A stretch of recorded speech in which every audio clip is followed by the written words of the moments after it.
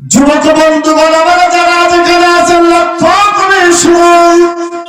আমি আপনার মতো একজন যুবক সন্তান, সুদূর খুলনা থেকে আপনার অঞ্চল চুয়াডাঙ্গাতে আমি এসেছি। আপনাকে শুধু শুধু বিরক্ত করার জন্য আমি আসি নাই, আপনাকে আমি কোরআনের কথা শোনানোর জন্য এসেছি। আল্লাহ তাবারকা ওয়া তাআলা কোরআনুল কারীমকে নাযিল করেছেন। এই কোরআনুল কারীম আপনার আমার হেদায়েতের জন্য নাযিল করেছেন। এই কোরআনের পথে যারা এসেছে তারা হেদায়েত প্রাপ্ত হয়েছে। এই কোরআনের পথে যারা চলেছে তারা কল্যাণকামী হয়েছে। কথা বলেন ঠিক কিনা? সম্মানিত চুয়াডাঙ্গাবাসী, লক্ষ্য করুন, আমি যা আয়াতে কারিমা তিলাওয়াত করেছি যুবক ভাইদেরকে টার্গেট করে আমি আয়াতে কারিমা তিলাওয়াত করেছি। আমাদের সমাজ আর আমাদের এই সমাজের যুবক ভাইরা আজকে কোথায় হারিয়ে গেছে একটু লক্ষ্য করুন। যেহেতু আজকে এখানে তাফসীর মাহফিল হচ্ছে যুবক ভাইদের উদ্দেশ্যে, আজকে যুবক ভাইদের খবর নাই।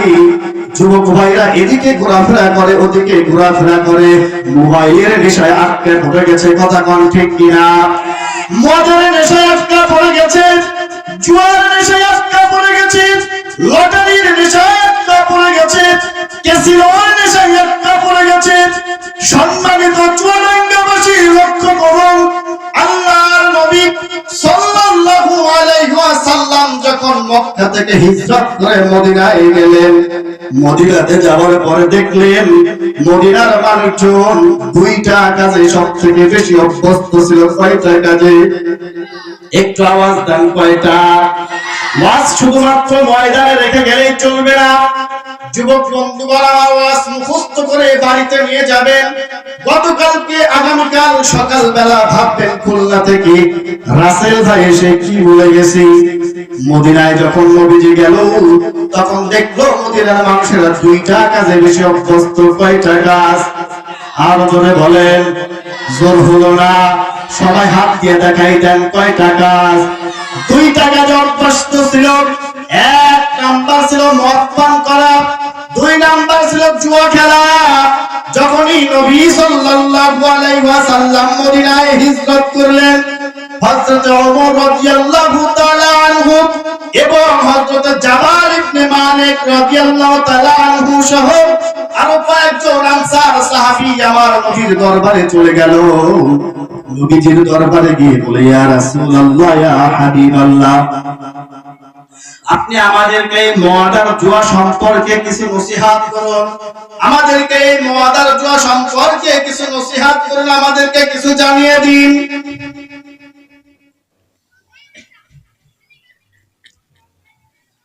ওমর রাদিয়াল্লাহু তাআলা আনহু আর সাহাবায়ে کرام যখন নবীর কাছে গিয়ে এই কথা বলল, তখন আল্লাহর নবী রিচার্জ করে দেখলেন, মদিনার দিকে ঘুরে ঘুরে দেখলেন এই মদ আর জুয়া, এই দুইটা জিনিস মানুষকে অপকারের দিকে নিয়ে যায়, মানুষকে বিপদের ভিতরে ঠেলে দেয়। ঠেলে দেয় কি দেয় না? সম্মানিত চুয়াডাঙ্গাবাসী যুবক বন্ধু যারা রয়েছেন, যদি কেউ জুয়া খেলে, হয় একজনের জিতে আর একজনে হারে। এইভাবেই তো যেই ব্যক্তি হেরে যায় সে তো ক্ষতির ভিতরে পড়ে যায়, আর যে ব্যক্তি জিতে যায় সে লাভবান হয়, আর একজনের সম্পর্কে লাভবান হয়। এইভাবেই তো। আর যে ব্যক্তি মদ খায়, মদ খাওয়ার পরে তার কোনো সেন্স থাকে না, তার কোনো বিবেক বুদ্ধি তখন আর কাজ করে না। যখন এই দুইটি কথার কথা বললেন, আপনি আমাদেরকে কিছু নসিহত করুন, তখন আল্লাহ তাবারaka ওয়া তাআলা কালামে হাকিম থেকে কালামে হাকিমের আয়াতকে নাযিল করে দেয়। আল্লাহ তাআলা সূরাতুল বাকারার 219 নম্বর আয়াতের ভিতরে ঘোষণা করেন, ইয়াসআলুনাকা আনিল খামরি ওয়াল মাইসির কুল ফীহিমা ইসমুন কাবীরুন ওয়া মানাফিউ লিন-নাস ওয়া ইসমুহুমা আকবারু মিন নাফইহিমা। চিৎকার দিয়ে বলেন আল্লাহু আকবার। সম্মানিত চুয়াডাঙ্গার মুসলমানেরা, রব্বি কাবা যখন আয়াতে কারিমা তেলাওয়াত করলেন, আয়াতে কারিমার ভিতরে আমার নবীজিকে জানাই দেয়, ইয়াসআলুনাকা আনিল খামরি ওয়াল মাইসির, আপনার কাছে মদিনার মানুষজন প্রশ্ন করে, আপনাকে জিজ্ঞাসা করে মদ এবং জুয়া সম্পর্কে আপনি অবগত করে দেন। কুল ফীহিমা ইসমুন কাবীর ওয়া মানাফিউ লিন-নাস, হে নবী আপনি বলেন এই দুইটির ভিতরে মানুষের জন্য রয়েছে ক্ষতি অপকার। কি রয়েছে? সবাই বলেন। ক্ষতি রয়েছে, অপকার রয়েছে। আবার পরের অংশে বলেছেন আবার কিছুটা উপকারও রয়েছে। কেমন উপকার আর কেমন অপকার লক্ষ্য করুন। ওই যে আমি আগেই বললাম, দুই ব্যক্তি যদি জুয়া খেলে, লটারি করে, ক্যাসিনো করে, এক ব্যক্তি হেরে যায়, যেই ব্যক্তি হেরে যায় তার কপালে তো অপকার লেখা থাকে, কথা কোন ঠিক কিনা? আর যেই ব্যক্তি জুয়া খেলে পরে জিতে যায় সেই ব্যক্তি তো উপকৃত হয়, কারণ আরেকজনের সম্পদ তার কাছে। এটা তো হারাম কাজ, এটা তো হালাল কাজ নয়। এই জুয়া খেলা তো হালাল নয়, জুয়া খেলা হারাম। হারাম না হালাল? সবাই বলেন। তাহলে আল্লাহ তাআলা বললেন এর ভিতরে উপকার রয়েছে, আবার উপকারের থেকে ক্ষতি বেশি রয়েছে। তখনও কিন্তু জুয়া আর মদ সম্পূর্ণভাবে হারাম হয় নাই। সম্মানিত উপস্থিতি লক্ষ্য করুন, জুয়া খেলার মাধ্যমে মানুষের ভিতরে বিভেদ সৃষ্টি হয়, শত্রুতা সৃষ্টি হয়। যেমন একটা উদাহরণ আপনাদেরকে দেই, আপনাদের এই বকশীপুর অঞ্চলে যদি আপনার সন্তান এবং আপনার বন্ধুর সন্তান, এই দুই সন্তান যদি জুয়ার ভিতরে ব্যস্ত থাকে, আপনাদের সম্পদ তারা একত্রিত করে জুয়া খেললো, ক্যাসিনো খেললো, লটারি করলো। এইভাবে লটারি জুয়া খেলার পরে মনে করেন আপনার সন্তান হেরে গেল, হেরে যাবার পরে আপনার বন্ধুর সন্তান জিতে গেল।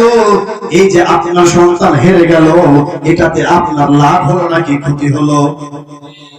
আপনার যেমন ক্ষতি হলো, আপনি যখন আপনার বন্ধুর সন্তানকে দেখলে কিন্তু আর ভালো চোখে যখন দেখবেন না, দেখবেন নাকি?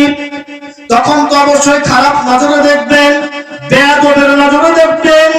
তখন তার থেকে ভালো নজরে আপনি দেখবেন না। কেন দেখবেন না? আপনার সন্তান তার কাছে হেরে গেছে, আপনার সম্পদ ওই সন্তানের কাছে চলে গেছে।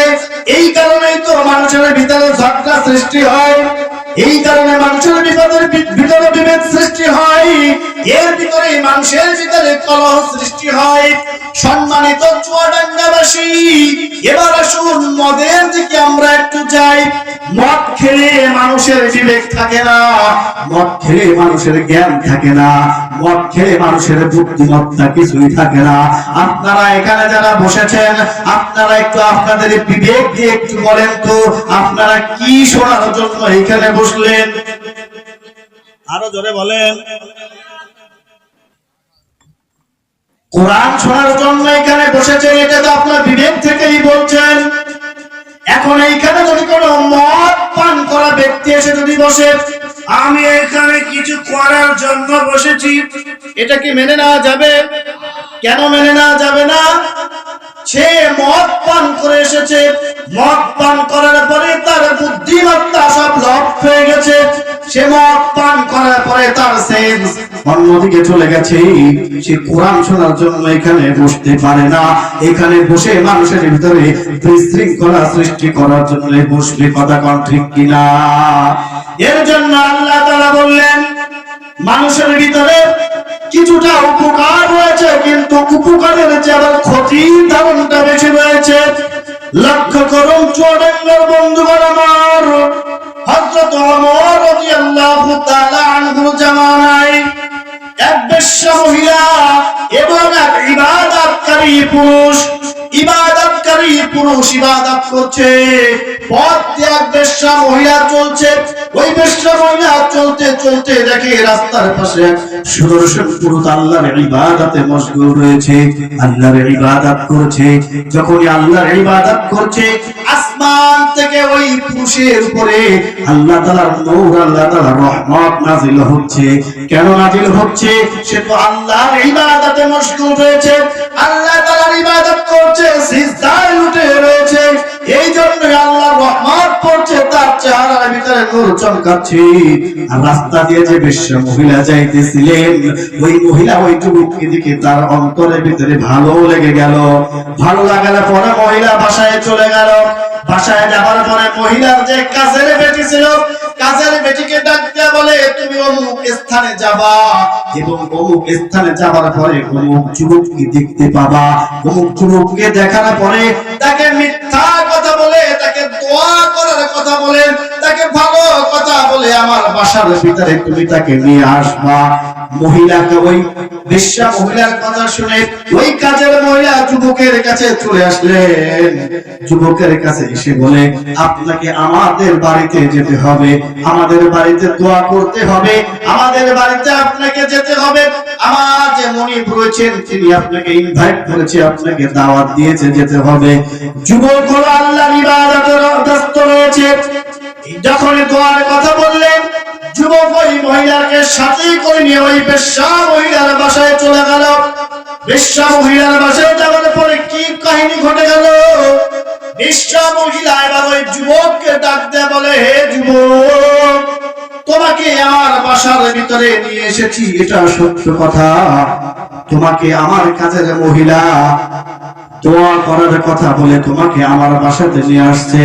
হে যুবক, আমি দোয়া করার জন্য তোমাকে আমার বাসাতে ইনভাইট করি নাই, আমি তোমাকে দোয়া করার জন্য দাওয়াত দেই নাই। যুবক বলে, আমি তো বড় বিপদে পড়ে গেলাম, কি করব? লক্ষ্য করুন যুবক বন্ধুগণ আমার, মদ খেলে কি ক্ষতি হয়, আমি কিন্তু সে মদের দিকেই ঢুকছি।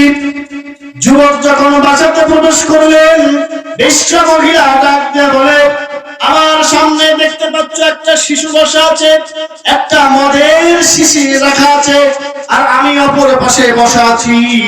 তোমার কাছে একটাই পথ খোলা আছে, আমি যুবতী মেয়ে, হয়তোবা তুমি আমার সাথে যৌবনের চাহিদা মিটাবে, নয়তোবা শিশুকে হত্যা করবে, নয়তোবা এই মদ তুমি পান করবে। এখন আপনাদের কাছে প্রশ্ন, বিবেকবান মানুষকে যদি বলা হয়, মনে করেন এইখানে আপনাকে রাখা হলো, এখানে একটা মেয়ে, একটা মদের শিশু আর একটা বাচ্চাকে রাখা হলো, আর আপনাকে 1 লাখ টাকা দিয়ে যদি বলা হয়, হে যুবক, হয়তোবা তুমি মেয়ের সাথে জেনা করবে, নয়তোবা শিশুকে হত্যা করবে, নয়তোবা তুমি মদ পান করবে, বলেন তো আপনারা আপনাদের বিবেক দিয়ে আমাদের এই এখনকার যুবকেরা কোনটা বেছে নিবে? বলেন। আপনারা মনে আমার ভাষা বুঝতে পারেন না, শুনতেই তো খারাপ তো হবে, আসলে বাস্তবিক তো এগুলা কিতাবে যেভাবে লেখা সেইভাবে বলছি। লক্ষ্য করুন, আপনারা তো বাদাম খাচ্ছেন আমার একবার বলুন। মনে করেন আপনাকে আমি 1 লাখ টাকা দিলাম, 1 লাখ টাকা দেওয়ার পরে এইখানে একটা মেয়ে, একটা শিশু আর একটা মদের বোতল রাখা হবে। এখন আপনাকে আমি প্রশ্ন করব, হয়তোবা মেয়ের সাথে জেনা করবেন, নয়তোবা শিশুকে হত্যা করবেন, না হয়তোবা আপনি মদ পান করবেন। এখন এই তিনটার ভিতরে আপনি কোনটা বেছে নিতে পারবেন বলেন? মদ খাবে, তাই একজন বলছে একটা ভালো না, একজন বলছে মদ খাবেন। লক্ষ্য করুন আল্লাহর নবীর সাহাবীরা কেমন ছিলেন। সাহাবী তখন মদকে বেছে নিলেন, কারণ কি, জেনা করা তো ভালো কাজ নাই, হত্যা করা ভালো কাজ নাই, মদও তখনও পুরোপুরি ভাবে হারাম হয় নাই। এর জন্য ওই যুবক মদকে বেছে নিলেন, মদ পান করলেন। মদ পান করার পরে বিবেকবান যুবকের বুদ্ধিমত্তা লোপ পেয়ে গেল। লোপ পাওয়ার পরে সন্তানটাকে হত্যা করে ফেলেছে। সন্তানকে হত্যা করার পরে মেয়ের সাথে যৌবনে লিপ্ত হয়ে গেছে, মেয়ের সাথে জেনা ব্যভিচার করেছে। কেন? শুধুমাত্র মদ পান করার কারণে। ওই যুবক যদি চাইতো মদকে দূরে ঠেলে দিত এবং ওই সন্তানকে হত্যা করতে আগে পারত এবং যুবকের সাথে আগে জেনা করতে পারত, কিন্তু যুবক কি করলেন, মদ যেহেতু হারাম হয় নাই, সে মদকে বেছে নিয়েছিলেন। আর মদ খাবার পরে সে মেন্টালি হয়ে গেছে, তার বিবেক বুদ্ধি কাজ করে নাই। এই কাজ না করার জন্যই শিশু বাচ্চাকে হত্যা করেছেন এবং ওই মেয়ের সাথে যৌন ব্যবহার করেছেন। কথা কোন ঠিক কিনা? এর জন্য যুবক বন্ধু আমার মদ ছাড়তে হবে। বিশাল বড় ভূমিকা মদ নিয়ে আলোচনা অনেক করার ছিল, কিন্তু সময় সুযোগ সেইভাবে হবে না, আর সেইভাবে পারাও যাবে না। লক্ষ্য করুন, আমি ছোট্ট ভাবে যতটুকু সময় হয় বলে যাই। আল্লাহর নবী সাল্লাল্লাহু আলাইহি ওয়াসাল্লামের কাছে যখন মদের কথা বললেন, আল্লাহ তাআলা আয়াতে কারিমা নাযিল করলেন। এর ভিতরে কিছুটা ভালো রয়েছে, আবার কিছুটা মন্দ রয়েছে। সম্মানিত বন্ধুগণ আমার, যখনই আল্লাহর নবীর কাছে কথা বললেন, আল্লাহর নবীও তাদেরকে আয়াতে কারিমা শোনাই দিলেন। আয়াতে কারিমা শোনানোর পরে আল্লাহ পাক রব্বুল আলামিন পরে সূরাতুন নিসার 43 নম্বর আয়াত নাযিল করলেন। আল্লাহ তাআলা বললেন, ইয়া আইয়ুহাল্লাযীনা আমানু লা তাকরাবুস সালাতা ওয়া আনতুম সুকারা। আল্লাহু আকবার। সম্মানিত চুয়াডাঙ্গাবাসী, আল্লাহ তাআলা আয়াতে কারিমার ভিতরে জানাই দিলেন, যখনই নামাজের সময় হবে তখন তোমরা মদ পান করো না, নেশাগ্রস্ত অবস্থায় থেকো না। কারণ কি, তখনও তো মদ হারাম হয় নাই। কেবলমাত্র আল্লাহ তাআলা নামাজের সময় মদ পান করার জন্য নির্দেশ দিয়েছেন, না বলেছেন তোমরা নামাজের সময় মদ পান করো না। কিছু কিছু সাহাবী এই মদ পানটাকে সারবে, আবার কিছু কিছু সাহাবী বললেন এখন ছাড়া যাবে না। কারণ কি, কিছু কিছু সাহাবী বললেন মদ পান করলে যদি নামাজের ভিতরে ব্যাঘাত ঘটে, নামাজের সমস্যা হয়, তাহলে আমরা ওই মদ পান করতে চাই না। কিছু কিছু সাহাবী ছেড়ে দিলেন, আবার কিছু কিছু সাহাবী বললেন আল্লাহ তাআলা যেহেতু বলছেন নামাজের সময় তোমরা মদ পান করো না, এর জন্য কিছু কিছু সাহাবী এশার নামাজের পরে মদ পান করতেন। ফজরের আগে তাদের মদের ক্রিয়া কেটে যেত। আবার কিছু কিছু সাহাবী ফজরের পরে মদ পান করতেন, মদ পান করার পরে যোহরের আগে তাদের ক্রিয়া কেটে যেত, এরপরে তারা নামাজে দাঁড়াতেন। সম্মানিত উপস্থিতি, উতবা বিন মালিক নামে এক সাহাবী কিছু সাহাবীদেরকে দাওয়াত করলেন। দাওয়াত করার পরে উটের হাড্ডি দিয়ে তাদেরকে নাস্তা করালেন, তাদেরকে খাবারের ব্যবস্থা করলেন। তৎকালীন সময় কিন্তু মদ পুরোপুরি হারাম হয় নাই, আর তাদের একটা নিয়ম ছিল, খাবারের পরেই তারা মদ পান করত। এই উতবা ইবনে মালিক যখনই সাহাবীদেরকে দাওয়াত করলেন, সাদ বিন আবি ওয়াক্কাস রাদিয়াল্লাহু তাআলা আনহু ওই দাওয়াতের ভিতরে অংশগ্রহণ করেছিলেন। অংশগ্রহণ করার পরে তারা খানা পিনা করলেন। খানা পিনা করার পরে ওই যে মদ পান করতেন, মদ পান করার পরে সাদ বিন আবি ওয়াক্কাস রাদিয়াল্লাহু তাআলা আনহু মদ পান করে তার মেন্টালিটি নষ্ট হয়ে গেছে, বিবেক বুদ্ধি লোপ হয়ে গেছে। এখন ওই ভিতরে বসে কাসিদা পাঠ করতেছিলেন, কবিতা পাঠ করতেছিলেন। কবিতা পাঠ করতে করতে আনসারী সাহাবীদেরকে ছোট করে দেখা হলো। যখন ছোট করে দেখা হলো, খাটো করে দেখা হলো, কটুবাক্য তাদেরকে বলা হলো। কেন বলেছে? সে তো মদ পান করেছে, আর মদ পান করার পরে তার বিবেক বুদ্ধি সব নষ্ট হয়ে গেছে। এমন অবস্থায় কবিতা পাঠ করে আনসারী সাহাবীদেরকে ছোট করলেন। যখন ছোট করলেন আর নিজের কমকে বড় করে দেখলেন কবিতার ভিতরে, আনসারী সাহাবীদের ভিতরে থেকে যুবক এক সাহাবী সাদ বিন আবি ওয়াক্কাস রাদিয়াল্লাহু তাআলা আনহুর মাথা ফাসায়া হাড্ডি দিয়ে বাড়ি মারে মাথাকে রক্তাক্ত করে ফেললেন। ওই অবস্থায় সাদ বিন আবি ওয়াক্কাস রাদিয়াল্লাহু তাআলা আনহু নবীজির দরবারে চলে গেল।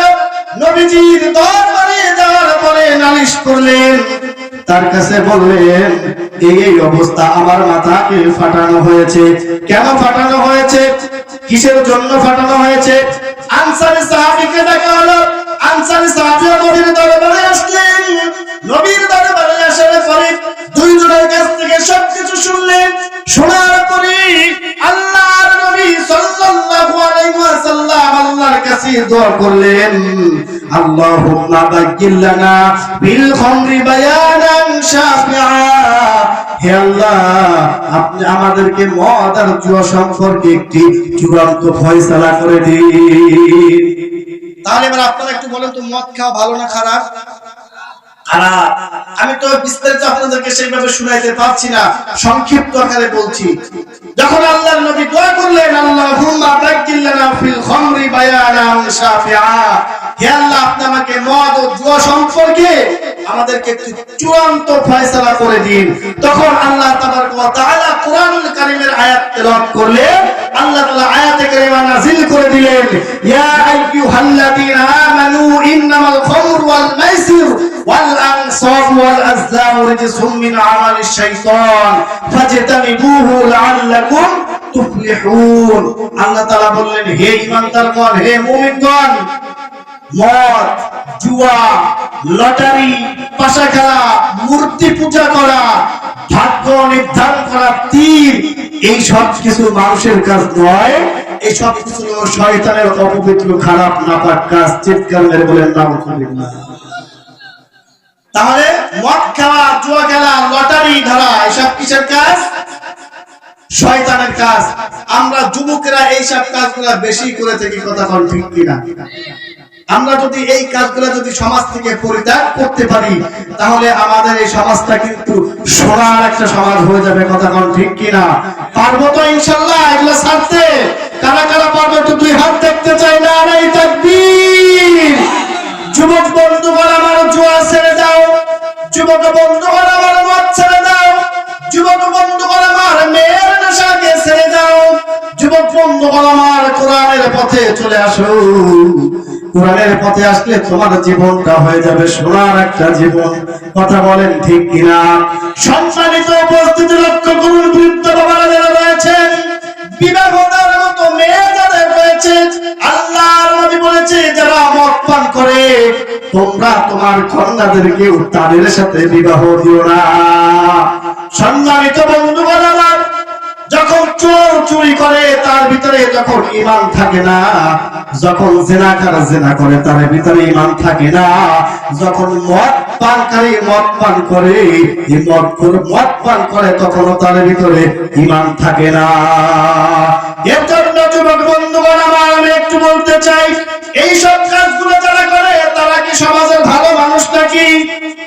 জোরে বলেন, তারা কি সমাজের ভালো মানুষ?